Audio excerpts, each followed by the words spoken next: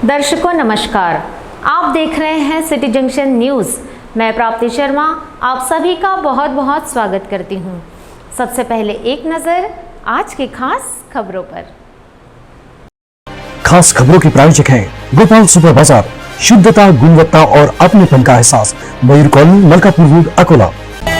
पेश है Simco herbal shampoo. Simco ने 1948 से ख्याल रखा है आपके बालों का, आज भी रखते हैं और हमेशा रखेंगे। Simco hair expert since 1948। सह प्रायोजक हैं हुसैन मॉल, अनाज, किराना, dry fruit, cutlery, crockery, cosmetic के साथ सब कुछ एक ही छत के नीचे। हुसैन मॉल, आपका विश्वास ही हमारी पहचान। Washim bypass, Balapur road, Akola. बुल्डाना खानगांव घाट में एसटी बस दुर्घटनाग्रस्त। लगातार बारिश से बढ़ रही है परेशानियां। लोक अदालत का लाभ लेने का यातायात विभाग का आह्वान।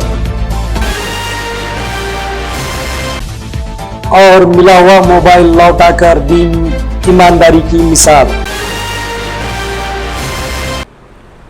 अब समाचार विस्तार से।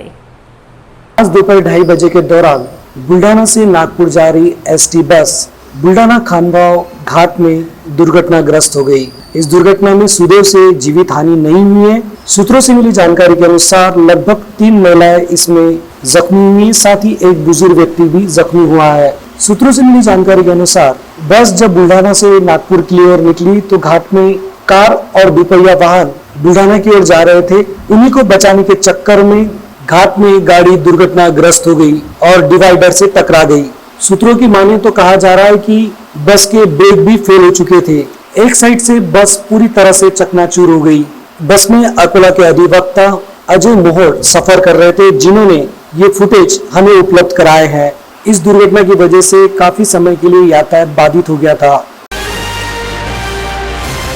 अकोला शहर के विभिन्न इलाकों में जल जमा होने से नागरिकों को काफी परेशानियों का सामना करना पड़ रहा है। मानिक टाकी चौक तथा आकोट फैल के इंदिरा नगर, अंजान चौक और अन्य परिसर तथा नायगांव के प्रमुख मार्गों पर नालियों से निकलने वाला गंदा पानी बारिश के कारण जमा होने से नागरिकों को इस बदबूदार पानी से गुजरना पड़ रहा है। ये गंदा पानी स्वास्थ्य के लिए हानिकारक है। अकोला जिले में लगातार बारिश हो रही है, जिसके कारण छोटे बड़े नदी नाले उफान पर है। नालियों का जमा कूड़ा कचरा नालियां साफ नहीं होने से उसमें से पानी पास नहीं हो पा रहा है, जिस कारण ये पानी अब सड़कों पर आने लगा है। किंतु मनपा इस ओर गंभीरता से नहीं देख रही है। क्या मनपा को संभावित तीसरी लहर की जानकारी नहीं है? तीसरी लहर छोटे बच्चों को ज्यादा प्रभावित कर सकती है, ऐसा विशेषज्ञों का कहना है। किंतु परिसरों में बारिश के कारण नालियों से आने वाला गंदा पानी ये स्वास्थ्य के लिए हानिकारक है तथा छोटे बच्चों के लिए तो ये बड़ा नुकसानदेह है। फिर भी मनपा जो कुछ दिनों पहले स्वच्छता अभियान का ढिंढोरा पीट रही थी, अब केवल टैक्स वसूलने में लगी है। सुविधा के नाम पर कुछ भी नहीं दिया जा रहा,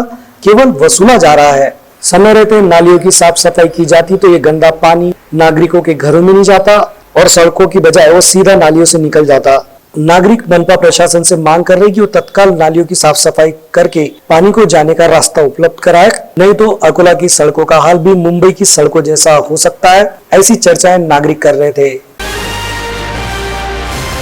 सड़कों पर वाहन चलाने के दौरान ट्रैफिक नियमों का पालन करना बेहद जरूरी है, ताकि दुर्घटनाओं के प्रमाण में कमी आने के अलावा जान और माल दोनों का नुकसान न हो। आदेश का उल्लंघन करने वाले वाहन चालकों के खिलाफ जुर्माने की कार्रवाई की जाती है। अकोला ट्रैफिक विभाग के दस्तावेजों पर 1,12,000 वाहन चालकों पर 3 करोड़ से अधिक जुर्माने की रकम बकाया है, जिसे अदा करने में वाहन चालक टालम टोल कर रहे हैं। सरकार भी वाहन चालकों को जुर्माना अदा करने के लिए कई सहूलियत उपलब्ध कराई है। यदि चालक के पास नगद नहीं है तो वे डेबिट क्रेडिट कार्ड के अलावा रकम आने के बाद जुर्माना भर सकते हैं, लेकिन नागरिक इस योजना का लाभ लेने की बजाय जुर्माना बकाया रख देते हैं। आगामी 25 सितंबर को आयोजित लोक अदालत में ट्रैफिक जुर्माने का मामला आपसी समझौते से निपटाया जा रहा है। वाहन धारकों को कई तरह से जुर्माना अदा करने की छूट दी गई है। दंड से छूट के मामलों को लोक अदालत में निपटाने की योजना कार्यान्वित की गई है। वाहन चालक इस योजना का लाभ ले, इस तरह का आह्वान यातायात पुलिस निरीक्षक विलास पाटिल की ओर से किया गया है।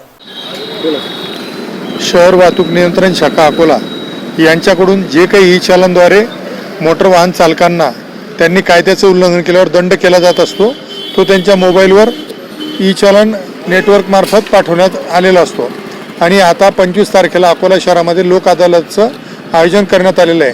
तर ज्या वाहनधारकांवर वाहतूक नियंत्रण शाखेकडून दंड आकारण्यात आलेला असेल त्या वाहन चालकांना विनंती आहे पोलीस प्रशासनाकडून की आपण आपला दंड आज उद्या परवा लवकर ट्रॅफिक ब्रँच शहर वाहतूक नियंत्रण शाखा अकोला येथे दंड भरून घ्यावा आहे. आणि जर आपणास वेळ मिळाला नाही तर आपल्या विरुद्धच्या ज्या मोटर वाहन कायद्याअंतर्गत केसेस आहेत त्या राष्ट्रीय लोक अदालत 25/9 तारखेला जिल्हा न्यायालयात आयोजन करण्यात आलं, तिथे आपण दंड भरू शकतात. आपली केस तिथे पाठवण्यात येईल. तरी सर्व वाहन चालकांना विनंती आहे की आपल्या मोबाईलवर सुद्धा आम्ही मेसेज केलेला आहे की आपण दंड तडजोड शुल्क जे असेल ती वाहतूक नियंत्रण शाखेमध्ये भरावी किंवा कुठल्याही पोलीस स्टेशनमध्ये प्रत्येक पोलीस स्टेशनला आम्ही ई चलन मशीन दिलेली आहे, तिथे जाऊन आपण आपला दंड भरू शकतात आणि आपला वेळ वाचवू शकतात. गीतानगर निवासी सौ कल्पना जैन, इन्होंने सुनील कलोरे इनका खोया हुआ मोबाइल लौटाकर ईमानदारी की मिसाल कायम की है. सौ कल्पना जैन अपने पुत्र पार्थिव के साथ हमेशा की तरह जब मंदिर जा रहे थे उसी वक्त गीतानगर के कलश चौकी के पास उन्हें एक मोबाइल पड़ा दिखाई दिया.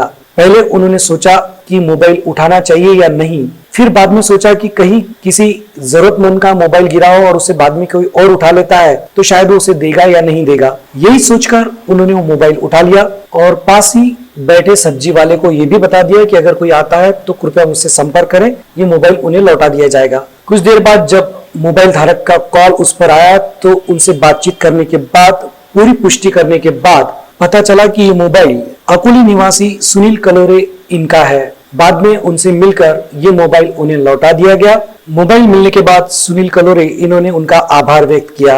उनके इस तरह ईमानदारी के कार्य को देखते हुए सभी और उनकी प्रशंसा की जा रही है. आपको मिल जाएंगे, आप आ जाइए. सिर्फ मुझे पहचान बराबर बताइए, नहीं तो मैं पुलिस में जमा करा दूंगी. डिटेल्स भी ली, उन्होंने बताया कि इस कलर का जो है फ़ोन है, ये कवर है, मॉडल भी बताया तो हमें कंफर्म हो गया. और कुछ समय के बाद में इनके जो रिलेशन वाले तो वो तो हमारे पहचान के थे, तो हमको कंफर्म हो गया कि भाई ये भैया का ही फ़ोन है. तो उस द्वारा हमको पता चल गया कि ये फ़ोन है, तो हम उनको अभी लौटाने के लिए आए. तो ये फ़ोन हमने इन्हें दिया है. मैं पार्थिव जैन गीतानगर, ये मेरी मम्मी है कल्पना जैन. और आपका नाम बताओ. मेरा नाम सुनील कलोरे है, मैं अकोली में रहता हूँ. और ये दीदी ने मुझे फ़ोन दिया, वो मुझे मिला है. आतंकवाद विरोधी दस्ता जब पेट्रोलिंग कर रहा था उस समय उन्हें विश्वसनीय जानकारी मिली कि चांदखा प्लॉट जूनी शहर परिसर में रहने वाला एराज खान इदरिस खान हाथ में तलवार लेकर दादागिरी कर रहा है. जानकारी की पुष्टि के बाद उसे गिरफ्तार किया गया, जिसके पास से एक लंबी तलवार 88 सेंटीमीटर और 2 बड़े चाकू जिसकी लंबाई लगभग 36 सेंटीमीटर है, मूल्य 25,000 बरामद की गई. अपराधी के खिलाफ पुराना शहर पुलिस में विभिन्न धाराओं के तहत अपराध दर्ज किया है. आगे की जांच जारी है. बौद्ध विहार समन्वय समिति द्वारा आयोजित बौद्ध विहार राष्ट्रीय अधिवेशन 13 और 14 नवंबर 2021 को नासिक में लिया जा रहा है.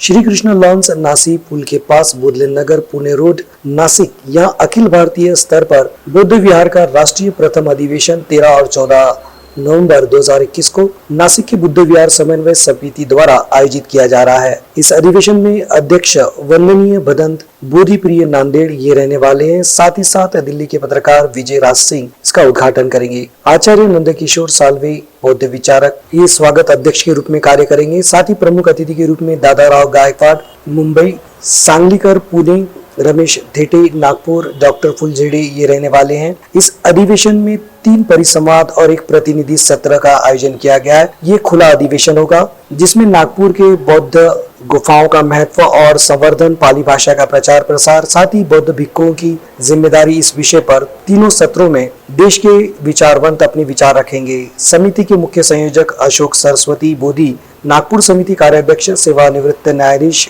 अनिरुद्ध फुलमाड़ी नागपुर, राज्य शाखा उपाध्यक्ष त्र्यंबकराव दादा ढोके, इन्होंने पत्रकार में नम्र आह्वान किया है कि इस तरह के कई विषयों पर तज्ञों द्वारा अपने विचार सभी के सामने रखे जाएंगे, जिसके लिए खुले अधिवेशन का आयोजन किया जा रहा है. ये अधिवेशन को सफल बनाने के लिए देश के 15 राज्यों से लगभग 2000 प्रतिनिधि संपूर्ण देश से निमंत्रित किए गए हैं. यह अधिवेशन को सफल बनाने के लिए देश के सभी जिलों के विचारवंत तन मन धन से सहयोग कर रहे हैं। इसके लिए अपने अकोला जिले का भी बड़ा योगदान है, जिसके लिए विदर्भ कार्य अध्यक्ष शिलवंत डोंगरे, अकोला जिला प्रभु इंगले, सचिव सूरज मिश्रा, संघपाल सिरसाट और कार्यकारिणी के सभी सभासद सदस्य अथक परिश्रम ले रहे हैं।